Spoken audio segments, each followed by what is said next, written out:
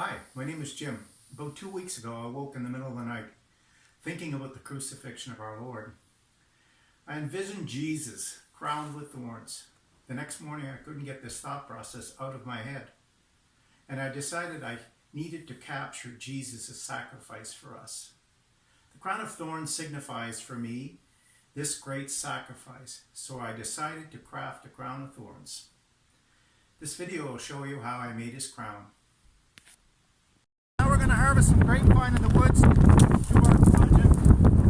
It's all tangled way up in the trees. You just pull it down, cut it off, best you can, and then you take it back home, thaw it out. I'm back in the woods with my 8-foot piece of grapevine. It's probably a 1/4 inch thick.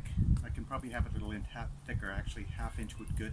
So what now I got to do is kind of bend it into a circle. So because it's been drying in the house for a day, I want to be able to try to put it in a circle, because now I have to put it into a sink full of cold water. So what I do is use my laundry tub. So now I'm going to bend it into a circle and wrap it around each other, and it holds in this position, and then you just put it into your soaking water for approximately 1 day. After that, you pull it out, and then you strip all this bark off, and it comes down to the bare wood, which is quite nice. And then you can actually mold it, because it's wet, into even smaller circle, which makes the crown. Okay, so now the grapevine has been soaked in the water, and I had it semi-shaped to the way I want it. You just got to remove the bark. So sometimes the easiest way is just with a knife, scrape it like this till all the bark comes off. Once it starts, and you can just peel it off. It's quite simple. And you get down to the bare skin. Okay, on to the next step. So on to the next phase. Now that I've taken my vine, scraped off all the bark, I have to shape it. You want it in roughly the shape of a person's head, and so you take it and make it round, and you slide one end in, and then you just slowly start to take the other end and wind it in around the piece that you've already shaped.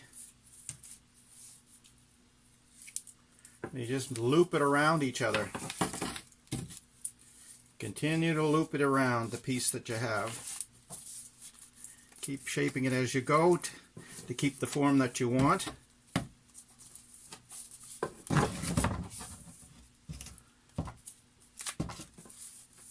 And you got to hold on tight, because it can pop out and snap you in the nose. So that's basically what I have. Sort of like a wreath that you would see on the door.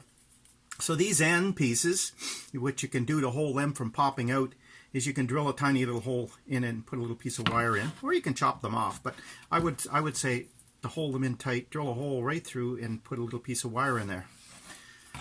So the next phase of this is to decide where you're going to drill some holes.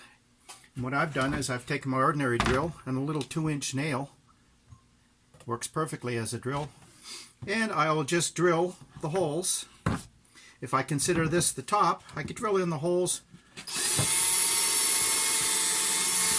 through the side of the vine, and with toothpicks that I get from the dollar store, break one little tip end off, and then I just pop them in the holes, and they fit snugly.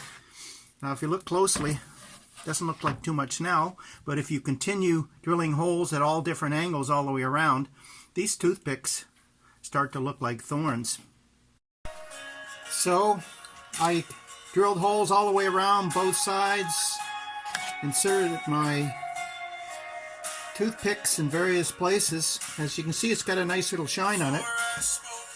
So what I did is I took Pratt & Lambert penetrating rust stain that I happen to have around the house, and a dollar store brush, and I painted the whole thing, sealed all the little cracks and holes on both sides. I'll leave that for a day, and hopefully that'll dry nicely, and maybe I'll need a second coat, I'm not sure. I hope you enjoy it, and God bless to everybody.